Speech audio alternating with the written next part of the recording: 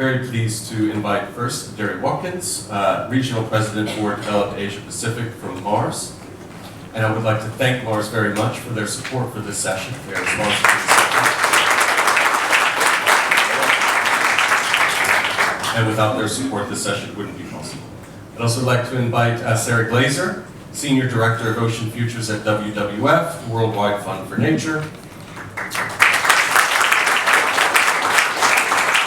Chris Barnes, founding partner of Ocean 14 Capital, venture capital and impact investor in this space, and also founder of Blue Marine Foundation. Sidikanesh Jima, who's head of Marine and Freshwater Branch and Chief of Marine and Coastal Ecosystems at UNEP. And last but certainly not least, Marianne Montt, Sustainability Leader at Chile Biomar, a company that focuses on aquaculture. Marianne. Right, excellent. Thank you all very much for joining us. So what we'll do, we'll have a discussion, and I'll just keep an eye on the clock here. We'll have a discussion for about 45 minutes amongst the panelists. And then we will come to the audience for questions and comments. So please do be thinking about contributions that you want to make during the time. So I thought we'd just start with a sort of opening round around sort of why this matters from each of your perspectives, maybe sort of your personal perspective, your company perspective, why cross-sector collaboration is so important for marine resilience. And you all are sort of representing, I'm not asking you to speak for the private sector or for the NGOs en masse, but you're sort of representing that voice here. So maybe if you could say a little bit about, from your perspective, why cross-sector collaboration is important. So, Sarah, maybe if I could start with you, if that's all right. Thank you. Thanks, everyone, for coming this morning. I want to start by talking about what WWF and what I think about the term resilience in general. And so we think of resilience as the ability for a system to respond to external shocks and return to a baseline. And one of the key metrics of resilience in this case is how long it takes for that system to respond. So typically we think of ecosystems, but we also really care about the NGO sector and our corporate partners here care about community resilience as well. So I always urge people to think about what it, like, resilience for whom? Who are we looking at resilience for? And resilience to what? We're talking about climate shocks, collapsing fish populations, tariffs. What kind of external shock are we talking about? So really defining that, I think, is very important. And WWF works with corporate partners across a wide sector. I represent our seafood and fisheries work at the US office.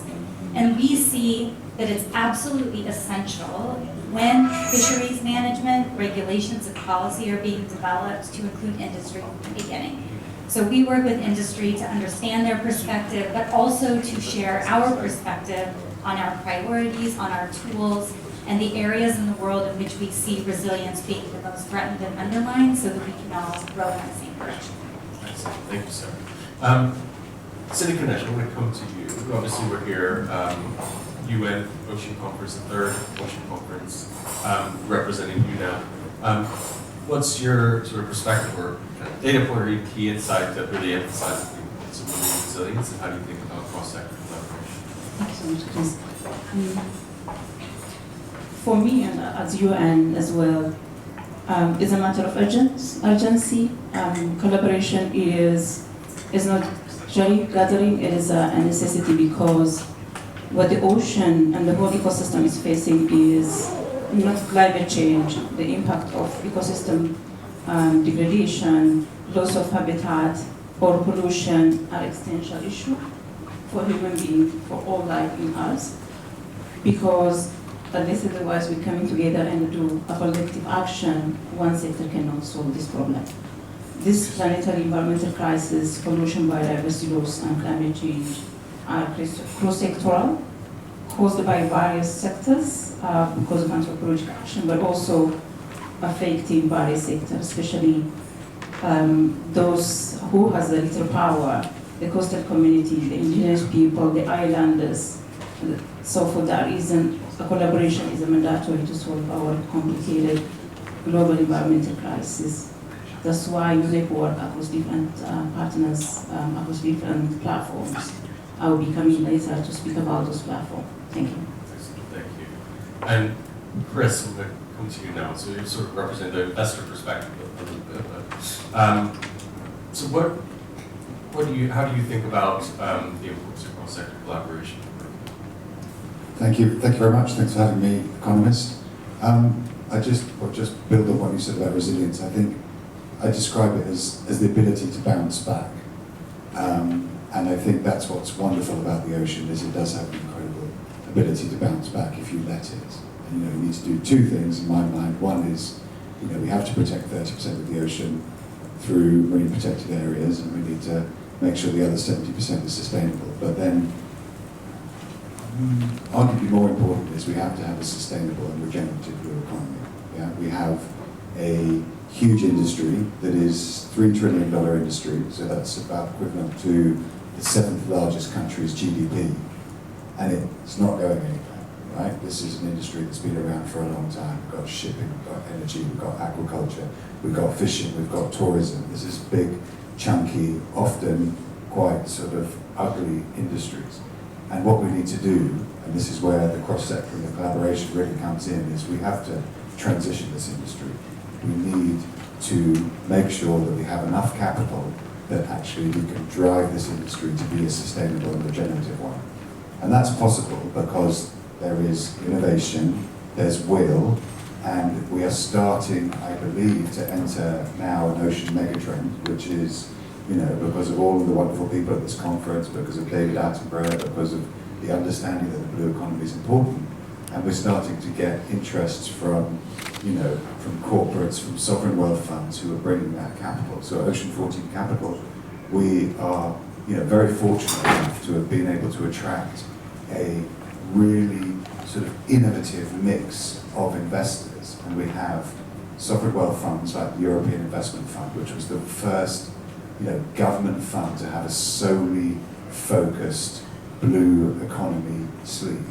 They said the blue economy is important, we're going to put a lot of capital at play here, so could we invest in the blue economy? And then we've brought corporates in where this is a strategic imperative to them. So Nestle have invested in our fund, Convex Insurance have invested in our fund, IKEA have invested in our fund, because they see that this is something that's important for them from a sustainability channel perspective, and of course, it's the right thing to do.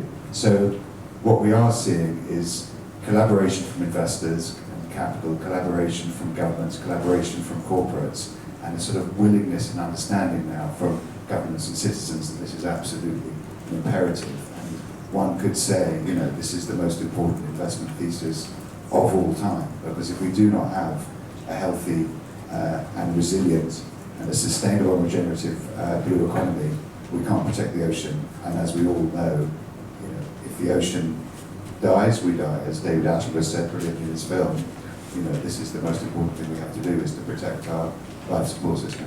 Yeah, excellent. So Derry, there's a number of things there in Chris's response that I think are quite relevant to Mars. Obviously, Mars, big global company. What's your perspective about the importance of marine resilience to you as a company, and how do you view cross-sector collaboration?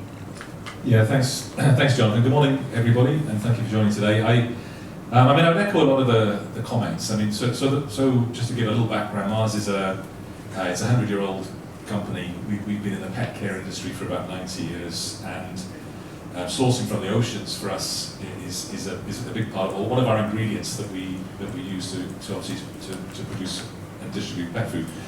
Now, the message I want to pass here, I think, is that sustainable sourcing is not a separate from economic resiliency. The two things have to be the same thing. And so if your interests in sustainable sourcing and sustainability initiatives are about populating websites with slogans, I think you missed the point. I think from our point of view, having been in this business for 90 years and wanting to be in the business for another 90 years, if we don't have a healthy marine ecosystem, then that can't happen. That won't be possible. And so as one of the larger actors in this space, as a large global company, I mean, our responsibility is to partner across sector and across industry in order to drive sustainable sourcing for the next generation. You know, we're lucky in a way in that we're a privately held company, which means we can think in generations rather than quarterly cycles. But at the same time, that doesn't diminish the responsibility that we feel for wanting to do the right thing and to build a system that can sustain and be resilient in the long term. And Marianne, coming to you. Biomar, you focus, global company, focus on agriculture feed. Maybe can you just say a little bit about Biomar for those who don't know you? But obviously you are one of the leaders in terms of sustainability in the industry. What motivates you? What's sort of your perspective on cross-sector collaboration? Yeah, thank you for your question. Biomar, a little bit of Biomar that if in any case you don't know our corporation. Biomar is the Danish company that feed 45 species around the world. I'm going to name the most famous for everybody here that I pretty know that everybody knows. One of them, mostly known, is salmon, and the other one is shrimp. So, nevertheless, we feed more than 45 species around the world. We are around the world, and specific, I'm the leader of the sustainability team in Chile. So when you ask me about collaboration, this is collaboration. Here are different nationalities, different corporations, the NGOs. It's very exciting for me to be here today, sharing with you that collaboration exists. I pretty much, I'm the youngest one here in the forum, and I really I have hope that collaboration between sectors is real. And not only like outside of a magazine or on the website or LinkedIn or whatever you read outside of the communications around the world, is that there are really real projects running from corporations, NGOs, and fundings that are helping us to help the environment, especially the oceans in this way, because Biomar is very connected with the oceans. For us, as a company and as a sustainability teams, we know that we have a huge responsibility. And the restoration, and I'm pretty sure we are going to talk about a little bit more about resilience and restoration, is within reach. And we have to be capable to do more and more year by year, and showing other companies that it's possible. And I'm pretty sure the new generations are more keen to work in this matter. And I will talk a little bit more about these kind of resilient things that as a strategic thing is important. Our company is pretty much very, very keen to move it. Yeah. So thank you for your question. Great. So we've sort of cleared our throat, let's say. Now let's kind of peel the layer back, right, and really kind of dive into some practical examples. And maybe I'll start with you, Sarah, and maybe you can talk a little bit about the collaboration that you've had. I mean, WWF partners with a lot of private sector governments. Maybe see your role as sort of how do you see your role? But maybe we'll come to that. But let's focus on maybe, for example, the Fisheries Improvement Fund. Can we kind of talk about how did that, tell us about that, tell us a bit about that. How did it come to being? Where is it at now? And then let's talk maybe about some lessons learned. Absolutely, and I'm actually going to let Derry talk a little bit more about that, but I'm going to, I'll present sort of what our role was and Sure. kind of the beginnings of where we are now as you've asked. So the Fisheries Improvement Fund was a recognition that we needed to move as NGO corporate partners who work on fisheries improvement, that we needed to move into an economically self-sustaining model. So fisheries improvement projects are interventions in fisheries, both industrial and small-scale fisheries, with the goal of making incremental steps over a set period of time to achieve Marine Stewardship Council or Aqua Stewardship Council certification. And these certifications cover about 20% of global volume of seafood around the world, and we've seen some real important success from them. But there are also gaps. There are shortcomings. There are challenges covering small-scale fisheries, data poor fisheries, et cetera, et cetera. So fisheries improvement projects were stood up to try to address some of these gaps and find ways to urge smaller fisheries and large fisheries that may be data poor into improvements that would allow them to be compliant with requirements for MSC and ASC. And a lot of that was supported by philanthropy, by corporate philanthropy, by foundations, and that's just not a sustainable model. You know, we've already heard about the amount of money that's in the blue economy, and so that sort of philanthropy is targeted at kickstarting things, at seeding innovation, but it's not the way it can go in the long term. So about several years ago, actually, the Fisheries Improvement Fund was conceived of as a way of getting the companies, the producers, and members of the companies along the supply chain to directly support fisheries improvement projects so that the funding for improvements of fisheries was not coming from philanthropy. And that's done by a fee, a volume-based fee, where producers or fishing boats are paying a small amount per kilo on the amount that they are on the cost of purchasing from a fishery when that fishery is engaged in improvement projects. So it's rewarding those producers that are taking small steps over time to make improvements. That could be reducing the type of gear that they're using that has high rates of bycatch. That could be improving data collection. It could be improving the participation of fishers unions in the management of the fishery. There are lots of different things that can count.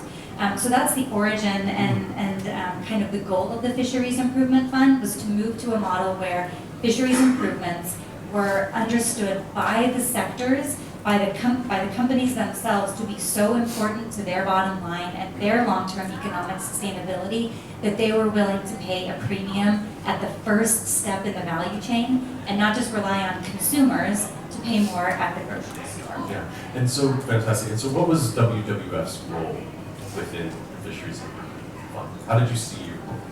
Well, so I wasn't involved in the beginning of it, but I can represent what we did. So we worked with groups like Mars, companies like Mars, who were first movers in the fund and said, we see the need for this and we'll put our money where our mouth is. And so we've worked with Finance Earth. Finance Earth actually runs the Fisheries Improvement Fund now. So we were key in transitioning a lot of the companies that we were working with.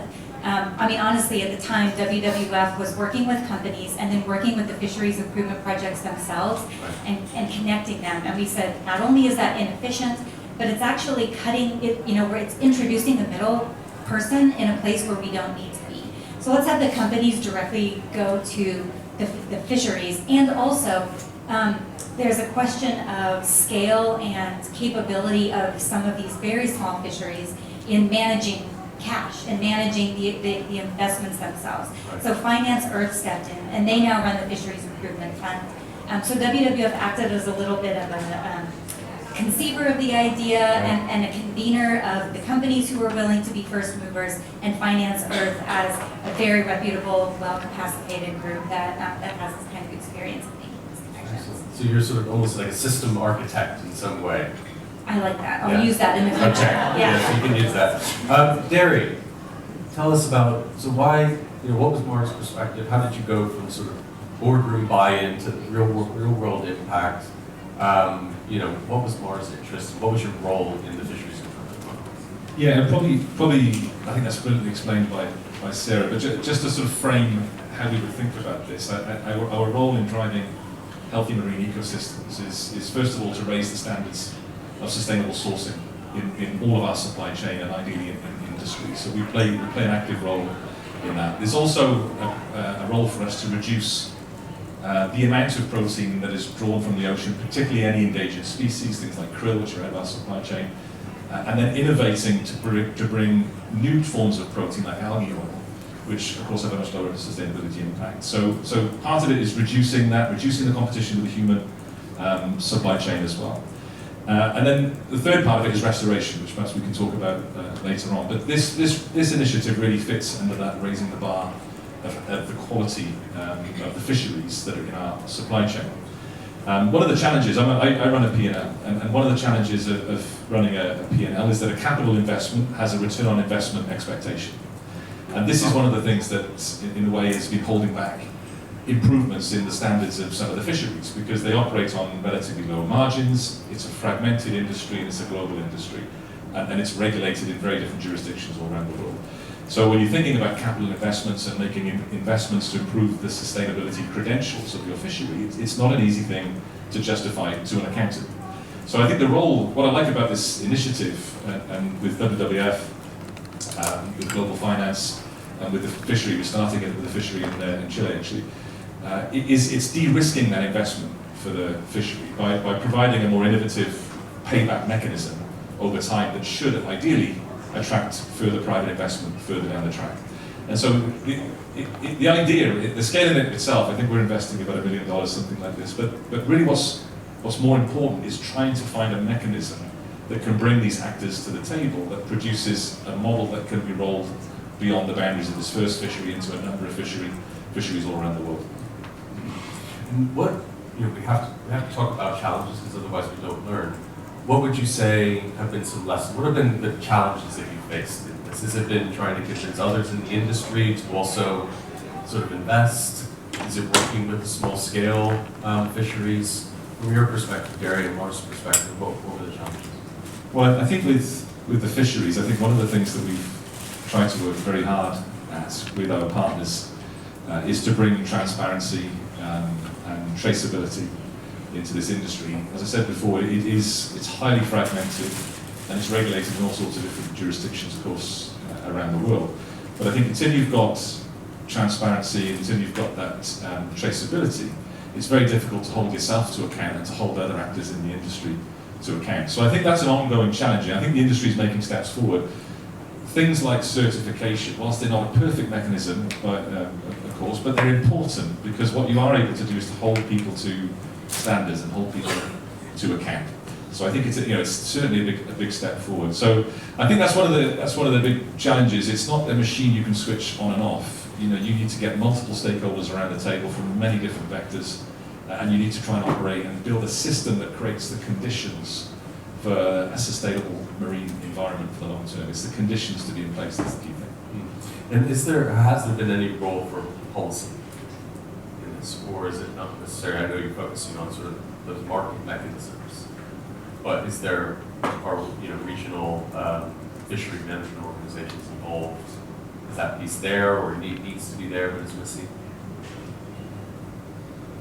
It's a mosaic, I think, of different organizations, and I think that's why global sourcing initiatives, global sustainable sourcing initiatives, organizations like this are very helpful, because what they're trying to do is to cut through some of that complexity and provide global standards that could be a sort of beacon for many organizations, many fisheries, many regional structures to get in behind. So it is a complex picture, but I think that's how we try and simplify the landscape, is by creating these global standards and benchmarks. And there's many organizations who are in this industry now who are trying to do that. And the other part about this is that, speaking again from an organization that runs P&Ls but also has a commitment to sustainable sourcing, it needs to be financed in a way that is long-term sustainable. And I think we look at that with quite a positive lens at the moment, because the reality is this landscape is getting more challenged and it's getting more difficult. And if that happens, the economics will get more difficult as well. So actors who are playing in this space, they should be able to create value through investing in the blue economy. So Chris, I want to come to you. So obviously you're sort of looking across the investable opportunities within marine resilience. Where are you seeing those opportunities, and how do you think about collaboration? Do you have some good examples of both exciting projects that have, you think, real potential? Can you give us a sense of how collaboration plays out in those? Yeah, I think collaboration plays out in all of them, and if we are to innovate, we have to collaborate. But just sort of building a little bit on what Derry said is, when we look at our portfolio construction, the hardest area to invest in is fisheries. There's so many opportunities within aquaculture. There's a lot of opportunities within plastics. There's growing opportunities within alternative protein, which I'll come to in a minute. Fisheries is challenging.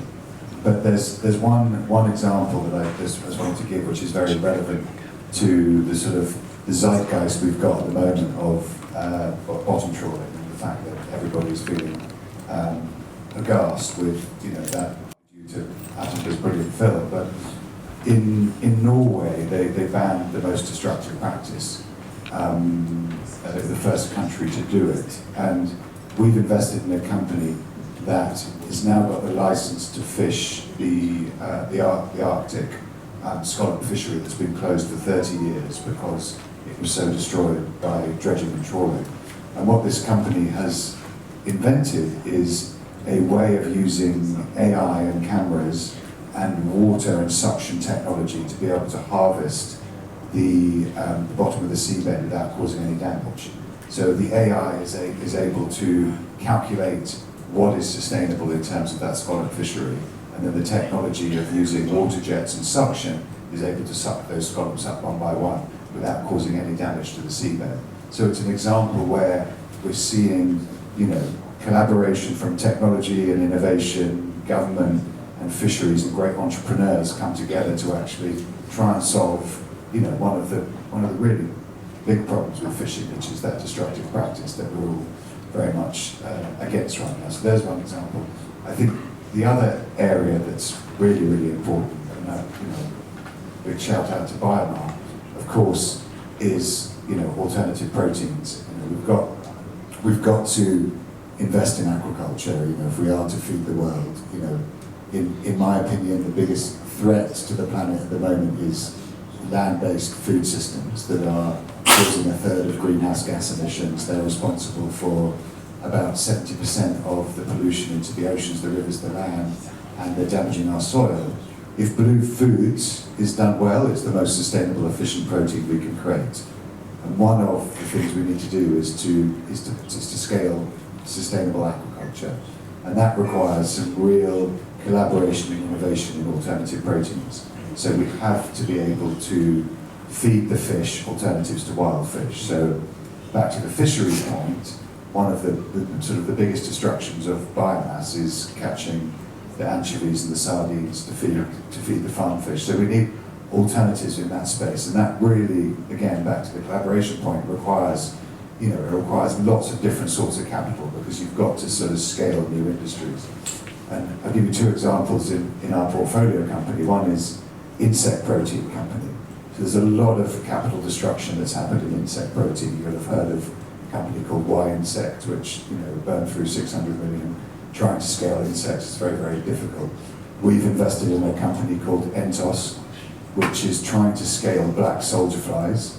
And building the black soldier flies on human waste. So it's a really good sort of circular economy system where picking up the human waste, and then the flies are being built on that waste. So it's a really good circular economy. So that then the ambition there is to create enough volume to be able to have a fish meal out of insect.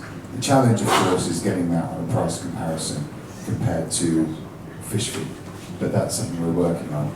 And then the other company that we've invested in, which I really think is, if we can get it to work, is the Holy Grail, is a company called Callista, which is taking methane out and turning methane into protein.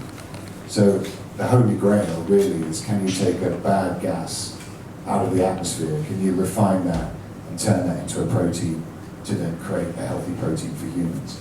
And so again, that requires a lot of collaboration, because it needs government funding, it needs debt financing, it needs patient capital, and it needs the industry to get behind it, to want to have a change, so that we can really transition aquaculture to be as sustainable and regenerative as possible. Is this innovation, is it coming out of universities? I think it's coming out of industry. You know, there's Or a industry university collaborations in some science and all? that is coming out of smart, you know, industry CEOs, founders who wanted to drive change and seeing the challenges within the industry.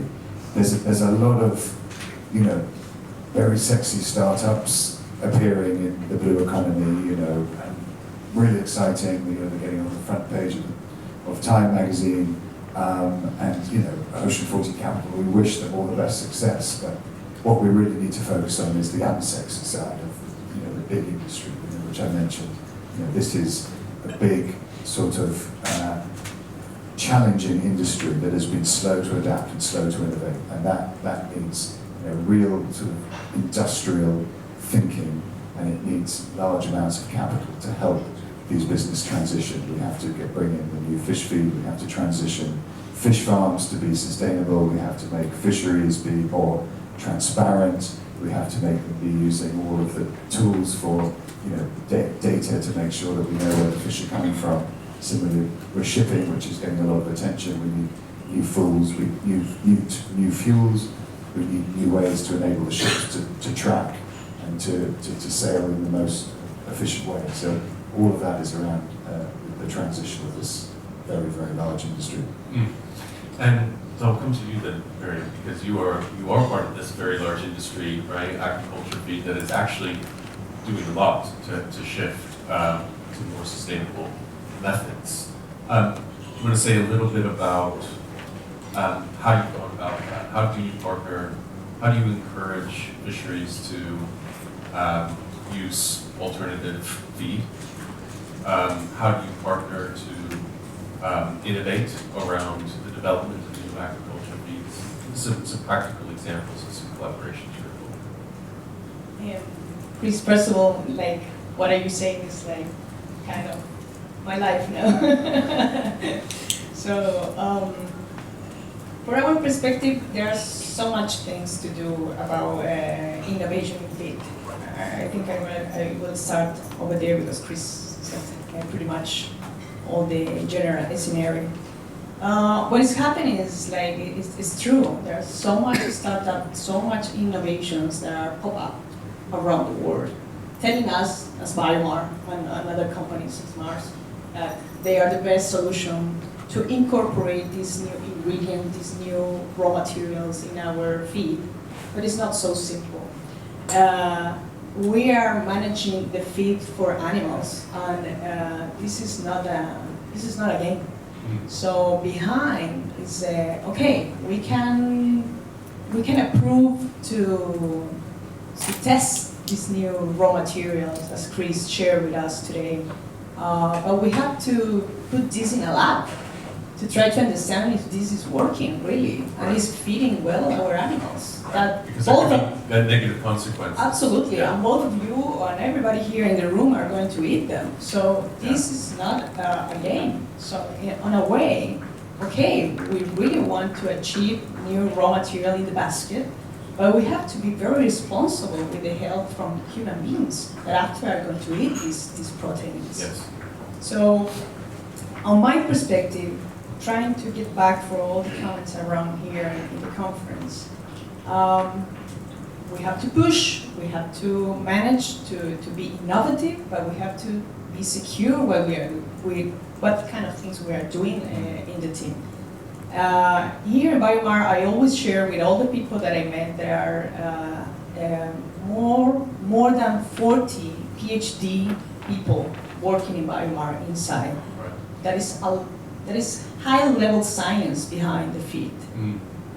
So nobody, like in general, nobody knows that type of things. So these kind of things are pretty well managed behind the scenes. And when we talk about fisheries, we get a little bit that point over there. We are trying to do the best in our recipes. Last year, and I'm proud to share with all of you this morning, that we achieved for the first time, and it's kind of a record for Biomar, to reduce the FFDR, which is for, if nobody knows, like here, or somebody has a doubt, that is the fish dependency ratio in the diet. We achieved a record of 0.37, which is quite impressive for us, that we were trying to find a way. That means that we are decreasing the dependency of fishing, the fish raw materials, talking about fish meal and fish oil, Right. for our meal. And on a way that's super important, because Excel, our own team building and our vision is correct and it's possible. And those innovations, is that on sort of microalgae? What is? How to switch that kind of thing? Yeah, how are you able to reduce Yeah. down the? You are correct. There are some algae or algae oils, but there are also other raw materials that we are using. Yeah. There are when you link between different type of nutrients, because we have to talk about nutrients, and especially we're talking about protein here, but there are so many other nutrients that we have to connect to be able to achieve this kind of ratios, to lower down the fishery dependency ratio. I just wanted to build on that quickly, and just to let the audience, if they're not aware, that the most expensive asset that a fish farmer has to buy is its feed. So it's really, really important, because that can basically make or break a fish farmer. So we need alternatives which need to be in price comparison to maybe the unsustainable alternatives they're buying. But what's great is we have the new alternatives coming, but then we've got these new technologies that are actually coming into the farms as well. So we've got, precision feeding. So a lot of feed is wasted. Imagine, a lot of fish farms is just manually throwing the feed out. The fish might not even be hungry, and this feed is all falling to the bottom of the pen. Causes water pollution. Causes water pollution, complete waste of money. So using AI, using cameras, seeing when the fish are hungry, then the automated feeders are then feeding the fish when they're hungry, not feeding them when they're not hungry. So with new solutions in feed and then new technologies that are enabling farmers to be much more efficient in how much feed they're using, it's enabling the farmers to make more money and be more sustainable. And then, which is this wonderful proof point of the blue economy and the convergence of drivers, where the businesses that are the most sustainable then become the ones that are most valuable. Yeah. And feed is so important. Yeah, very good. City Connection, I want to bring you in. So UNEP, obviously, at that sort of vantage point, cross-sector collaboration is what you do, right? You have the ability to bring together different sectors and sort of get everyone with a shared vision, but in particular represent local communities. And I wonder if you can talk a little bit about some of the specific collaborations that UNEP has helped to foster. I don't know if there's any particularly you can mention that have local communities, indigenous communities at their heart. Thank you so much, and it's wonderful to listen from the private part of the world, but also from the WWF. We have a thing to do. Let me start from the UNEP mandate. UNEP, United Nations Environment Program, is authoritative environmental arm of the UN, setting environment under review, but also designing global policies.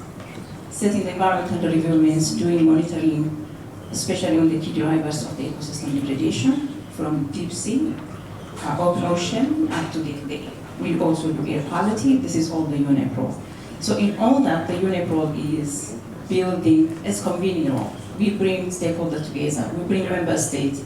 So a number of United Nations Environment Assemblies sit and make a number of resolution, number of conventions has been set by UNEP. So this policies guide, you mentioned about policy, UNEP set policy, and we are responsible for that mandate. So the big policy is now shifting toward bringing all actors together for the sustainability, especially the private sector. If I mention about fishery and sustainable economy we're discussing here, UNEP is working on sustainable economy financing. We're working with more than 450 bankers, insurers, and industries on sustainable economy. There is a sustainable economy principles where different private sector working with us. This is bringing them to do their businesses ocean-friendly, ecosystem-friendly, but also the innovation part of it, bringing the innovators, bringing innovative solution through the nature-based approach, bringing the economic development businesses more of nature-friendly. These are the nature-based solution to economic development and sustainability. So by doing so, UNEP also convening more than 18 conventions and multilateral environmental agreements that are monitoring the environment and setting different policy agendas for the world. If I mention a few examples, for example, the Global Fund for Coral Reef is, as we know, corals are one of the most at-risk marine ecosystems, and there will not be fish without conserving the coastal and the marine ecosystems. So for the fishing, we have to conserve mangroves, seagrasses, corals, the breeding houses, the breeding habitat for our fish and aquafish. For that, it's important to work on that. For coral reef, the Global Fund for Coral Reef, we work with the UNEP, UNDP, and UN Capital Fund. With the different partners like the Bloomberg, the capital investment, some of the partners with NGOs and private sector, we set to mobilize more than $500 million for coral conservation up to 2030. Currently, we are halfway.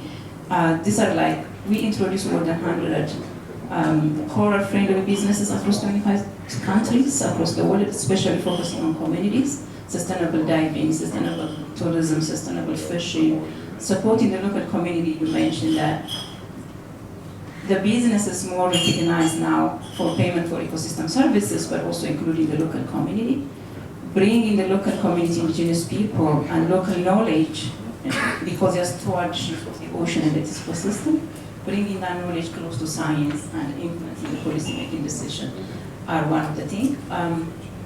When you see the gap in terms of finance for conservation and restoration and building resilience, for example, the Sustainable Economy High-Level Panel already recently has a publication on the financing gap in sustainable economy is $175 billion each year. So to fill this gap, and currently what is tracked is only $25 billion. So it's a huge gap, especially when you see the developing world. And when you think about, when you sort of speak to government counterparts that are trying to get that, well, either to plug the financing gap or to get involved in some of the things like protection. What is an argument? Are there arguments that resonate, that really land, and others that sort of, aren't as effective? Very difficult because of where we are. The world is in a very dynamic situation. Yeah. For the least developed countries in transition is about survival, the ocean.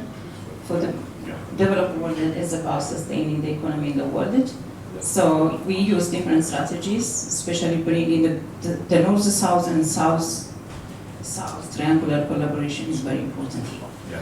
So for that, the first thing we are doing is readiness assessment for the countries. They do readiness assessment for blue economy sectors. So including the industry, the tourism, the sustainable port, transport, cable, and the ocean.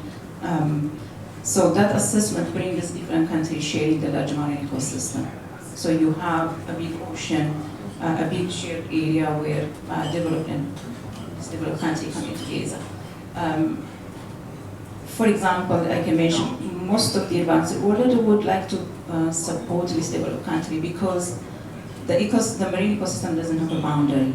So now the world has come to realize that you have to invest as a global citizen because the impact will affect all of us together.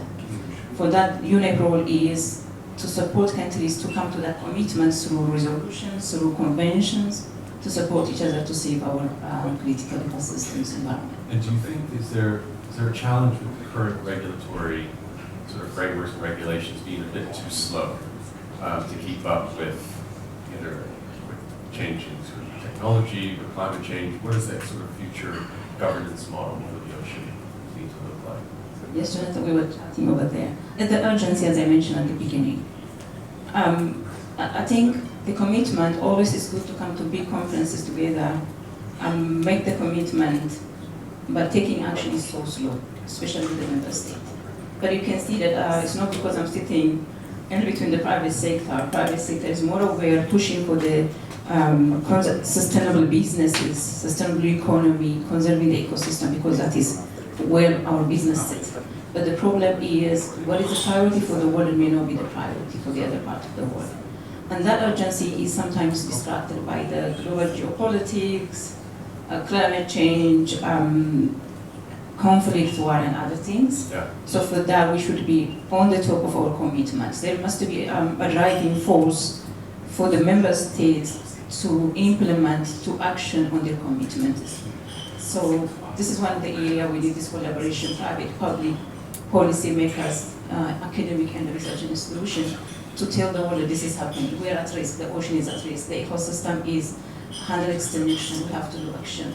That part of advocacy and regular push is important. Which is what David Attenborough found, which said to reach a sort of wider global citizen community, but also obviously, the Ocean Conference here to raise awareness. Indeed. I will be coming to you all in about 6 minutes, so do get your questions and comments ready. But I want to just maybe touch on a few points about, so we've heard about sort of practical examples. How do we take some of those lessons and kind of think about more systemic changes? What are, what's standing in the way? What do we need to change the game? Darren, I'm going to come to you. Mars, private company, private sector, great at scaling, right? What do you, from your perspective, what do you think is, how do we go from kind of small scale innovations to more scaled impact? What is your reflection? Yeah, and I think we've talked a lot about the collaboration that's required on sustainable sourcing in the long term to build resiliency for the long term.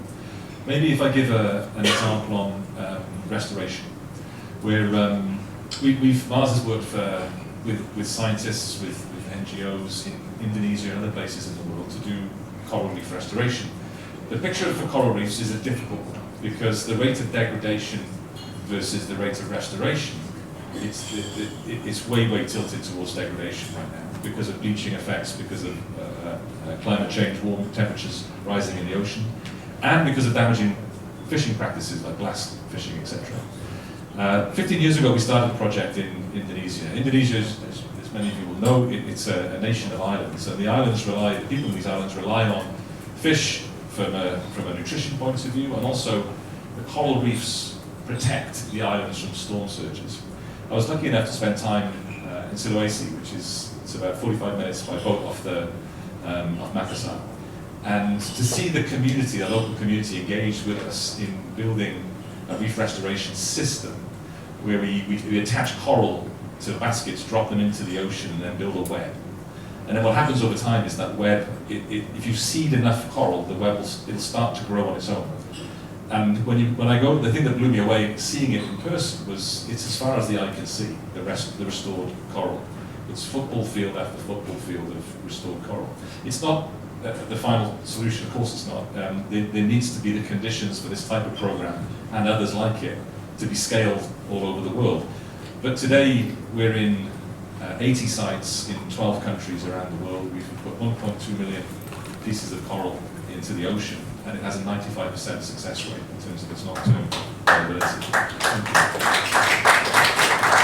But as I say, it's not the solution. But the point is, it can't be solved by one entity. It can only be solved through collaboration between scientists, private enterprise, capital, NGOs, and government, in effect. I mean, that's the only way this problem gets solved. But it can be solved, and the solutions are there. Sarah, to you. So we kind of focused a little bit about on the role of WWF, but collaboration sounds good. We all recognize it's important. Who needs to lead it, and who's not? Who's kind of not at the table? Insufficiently. Well, name and shame. We don't do that. Broadly. Communities are not at the table enough. Right. Increasingly, they are. We understand their importance. Sometimes they're just excluded. Sometimes communities are tokenized, and sometimes they are very much brought into the process early on at the right time and engaged in a way that truly listens to what they need. As I said at the very beginning, one of the most important questions is resilience for whom? And if we're talking about food security, if we're talking about buy-in, if we're talking about equity, it's the community resilience that we have to center in our decision-making process. So oftentimes, the people who go catch the fish and the people who take that fish onto shore and process them and start the supply chain are missing from the table. And that's changing. I'm optimistic. I think we're all aware of that, of what's being missed right now. But who should lead? I mean, this sounds so glib, but I believe it. It's all of us. I think we all have a role to play as voters, as consumers, as donors, as private citizens, as members of all of the people who were invited to this conference in this lovely location. We all have a responsibility to lead. And my background, I'm a scientist by training, and I think 25 years ago, I thought, well, this is so simple. Why is it so difficult? We actually have the science we need. If we had the data we needed, we already know what the science tells us we need to do. We need to stop killing so many fish. That doesn't mean we need to stop eating so many fish, although maybe it does, but we definitely need to stop wasting so many fish that we catch that never make it into the supply chain, right? So in a lot of ways, we know what we need to do. And I see we need more political will. And I think one of the things that I'm so optimistic about today that the WWF back channels are talking about are all of the ratifications of the High Seas Treaty. Yes. And 5 years ago, and even 3 years ago at the climate COP, we said the oceans are missing. The oceans are missing. We're not, understanding the impact on the oceans of climate change and overexploitation, but we're also missing the opportunities that the ocean brings. And I think that's changing. I think that's changing because of the work of everyone here and what we've said to our ministries and our governments. But I feel like we're finally breaking through, and the importance and the role of the ocean is starting to be understood. So I'll end on a hopeful note. I want to say what you said is the missing point, and I think this comes to Derry's point as well, is what one of the big challenges is you've got small island states, which have now in the last 2 years been referred to as big ocean states, which is great, right?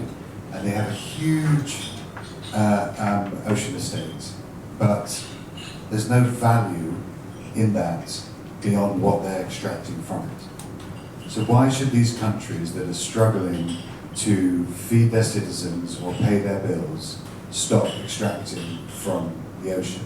And I'm going to give you an example of an incredible ROI where, with my Blue Marine Foundation hat on, we worked with Extension, which is an island in the Atlantic, which has an ocean estate of about 700,000 square kilometres. And they were getting £500,000 a year from selling longline licenses. So longliners were coming in, fishing out the tuna and the other pelagic species and buggering off. And we said to them, how about we give you £600,000 a year in perpetuity? Would you stop the longline licenses? They said yes.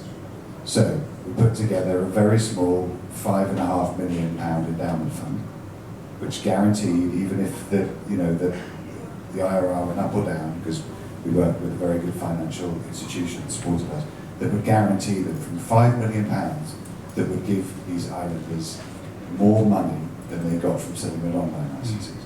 So they stopped the fishing. They now have the income, and now we've protected nearly 600,000 square miles of ocean, which is now bouncing back. There's now more fish, more tourists are going there to dive with whale sharks, and it's becoming a really rich environment. So that's an example of a very, very small amount of philanthropic capital that can have a massive impact on the ocean. But the bigger thing is this untapped $23 trillion opportunity. So the value of the ocean's blue natural capital is estimated to be $23 trillion, right? Ecosystem services that the ocean provides, the carbon it sequesters, the biodiversity it has. How do we put a value on that? This comes back to Derry's point and the strategy on coral, right? It's expensive to do restoration, but if you can put a value on that coral reef, because of the ecosystem services it provides, then there's value for doing it, and it becomes a much better ROI. So I think really in terms of we all need to collaborate, governments, clever financiers, clever scientists, to get the data, to bring the conservation data and the finance data together so that actually we can work out how we can securitize the ocean and really put a value to the ecosystem services it provides, because it's the most valuable thing we have. 2 hands, 3 hands, we'll take, wow, okay, I have not left enough time for such a vulnerable audience members. But let's, we'll go start, do we have handheld mics? No? I guess we can sort of project. You first, yes, please. I'm going to take a number of comments or questions, and then we're going to come to for a final round of them. So please wait to respond. Thank you very much, everybody. I learned so much. I don't know the last time when I've written down so many things in my notebook. Thank you so much for that. I want to get to the point that you said with the behavior on the top half of our planet. I think we have a very snobbish attitude when it comes to our consumption patterns. For example, for fish, right? And I do not eat fish, I'm vegetarian. And when I talk to people about, oh, Anya, stop patronizing me, it's my personal freedom to eat fish, and even if it's a cheap one, right? So how can we convert those customers who are just consuming, to become sustainable consumers, because we need that. The market won't switch from one day to the other. We need this transition phase. What can we do? What are your recommendations? Great, thank you very much. Let's wait, please. I'm just going to take a number. We'll never get through them if we don't do this. Okay, gentlemen here, and then we'll move our way back.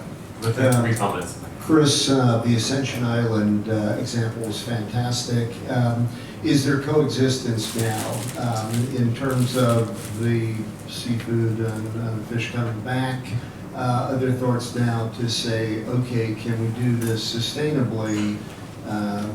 So just curious about that, or is that not in the thinking? Okay, great. We'll take 2 more.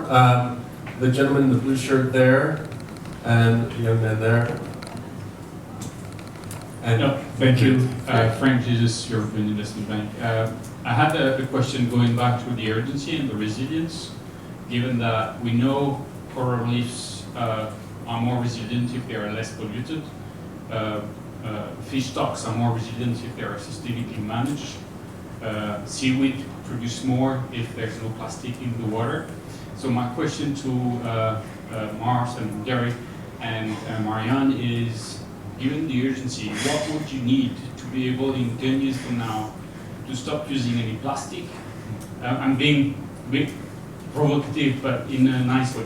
What would you need to do to get rid of the plastic you use, to be zero emission, to be fully 100% resilient in your sourcing of fish, and to be 100% sustainable in the soybean you use, being deforestation free?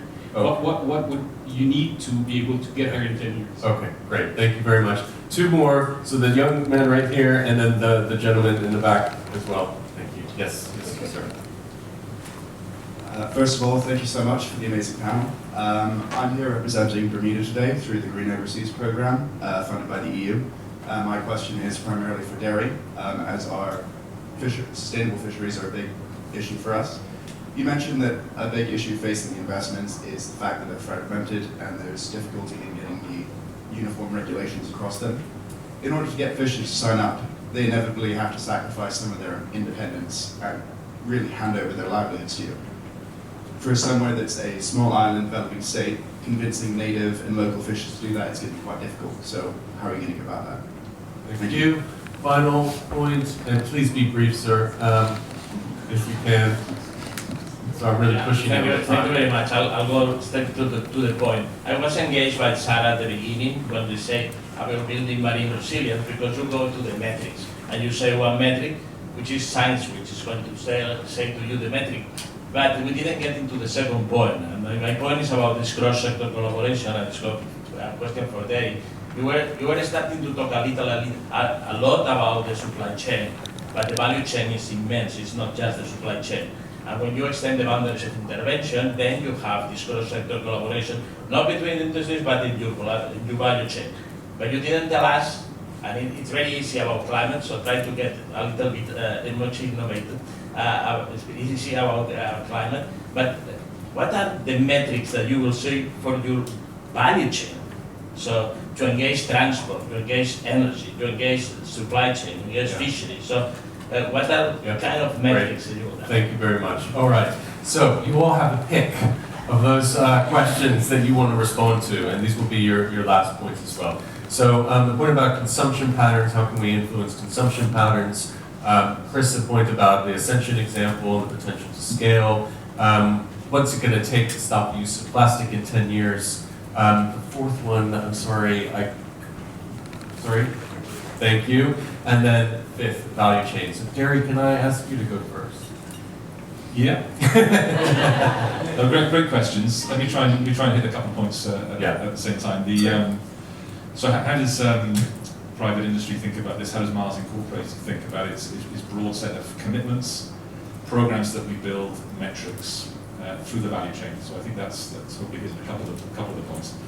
As I mentioned before, Mars is a company that has it thinks in generations. So we set long-term goals for the business. So for example, on greenhouse gas emissions, we will reduce that by 50% by 2030, by 100% by 2050. And those programs are not aspirations without concrete plans that sit behind them. Those are difficult to deliver, and we will probably hit some, we might miss others, but the programs are expensive. We're investing about $1 billion over the next few years to drive against that ambition. So the metrics are hard. I think with sourcing through the value chain, so sustainable sourcing is a code of practice that we have developed with our partners, which is about how we expect the fisheries to be sourcing that we will select. And if fisheries don't hit those standards, then we won't use those fisheries.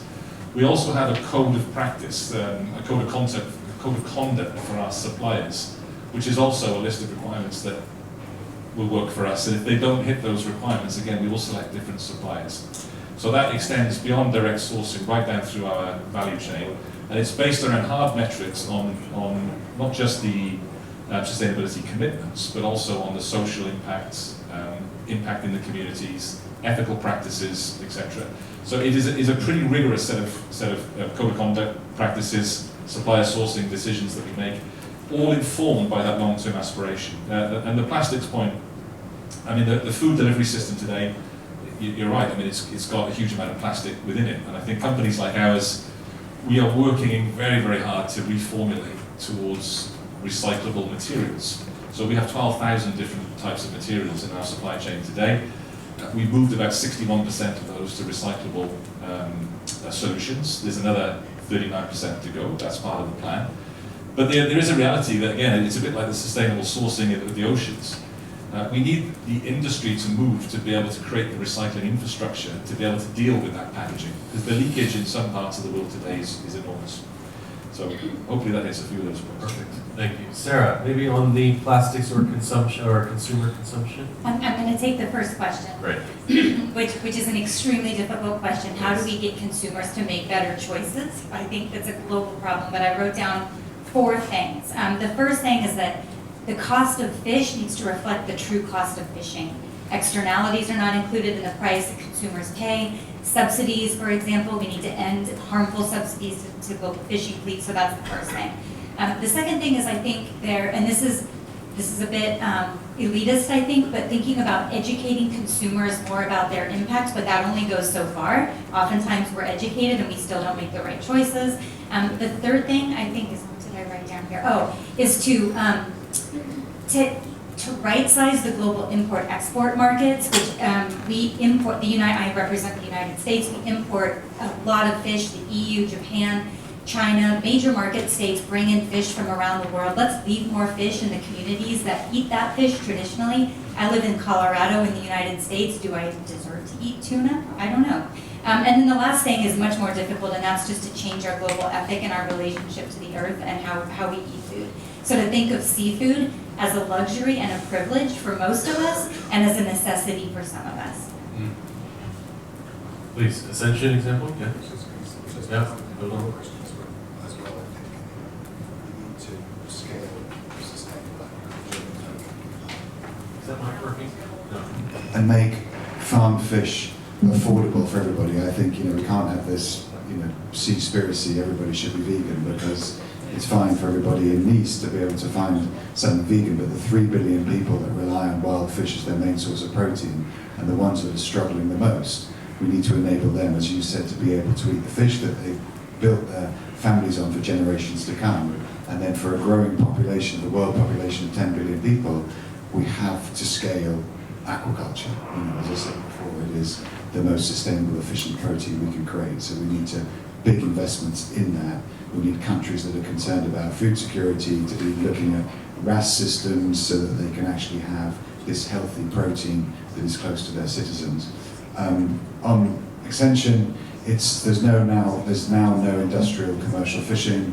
It's completely stopped. So there was some sports fishing, but the ambition there was how do you actually protect this marine ecosystem to thrive. And now there's more whale sharks and more pelagic species that are staying there. So the locals are allowed to fish for sustenance, but there's no commercial fishing. So it's a really great example of this blue belt that the UK took on to protect. And I just wanted to say one thing about Bermuda is that I think Bermuda, as an amazing country that I'm very fond of, I hope you're wearing Bermuda shorts, by the way, is that they should be looking at, if there is an island that should really be looking at natural capital, at Bermuda and the sargassum that it's got, and actually how are they looking at valuing their marine ecosystem. It's a finance hub, it's a reinsurance hub. They, as an island, really could be leaders in what I was saying about blue natural capital, because they've got the finance, they've got the brains, and of course they've got the biodiversity. So taking a leadership position on that, which I know that your government is very keen to, I think would be a really smart direction. Yeah, thank you so much. I don't have a specific question to answer, but I want to say 2 things about how we're gonna get it done. The plastic treaty, you have heard about it. We hope that by August it will be finalized and come into force. That's one of the most contentious or very arguable treaty, but it's in the making for the last 3 years, and it has one of the longest, in fact, treaty I see. That is 157 articles, do and don't do. That would be one of the solutions we're expecting to solve our plastic issue. The other one is how we do it, the finance gap again, I have to say. The finance is not on the table. I look at the coastal committee or the least developed one. Yesterday we have launched the One Ocean Finance Facility that is bringing the private sector, public partnership, philanthropy together to put money together, invest in nature. If we align ambition with innovation and investment, we're going to create a world where everyone can enjoy an ocean that supports the economy and the ecosystem. That's what I can say. Thank you. Very good. Last word to you. Briefly. 0 minutes. 0 minutes. You've got 0 minutes. Yes. I would choose others that they were in the room. I would talk about or try to answer the question of the sir that asked for the value chain and what type of metrics we are pursuing to try to understand.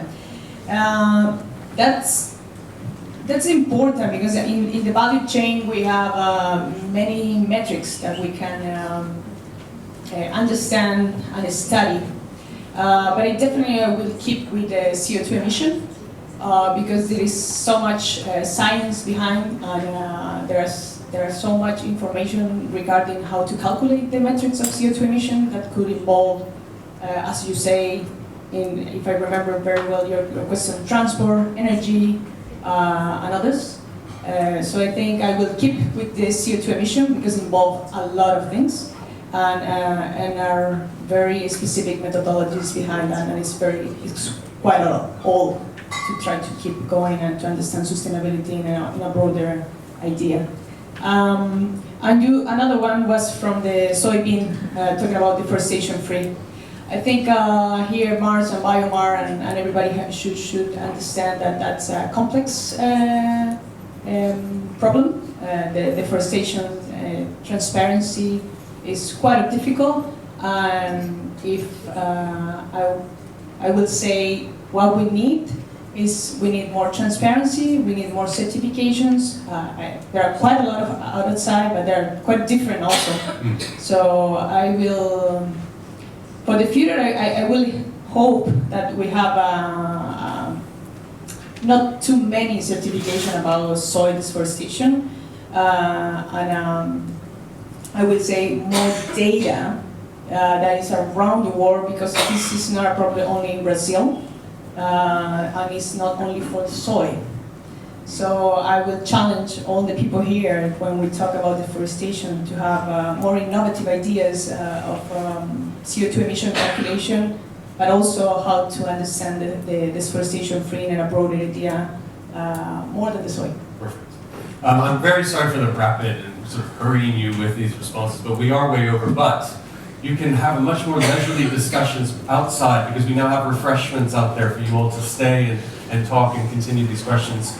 And so I would like to thank our sponsor, Mars, for supporting this. I'd like to thank our speakers, and I'll just end by saying, clearly collaboration is extremely important. We need that shared vision. The way I think about it is we need shared vision, shared tools, and then shared accountability. And I'm sure these conversations will continue throughout the week. Thank you all for your questions and contributions, and hope you have a good rest of your conference.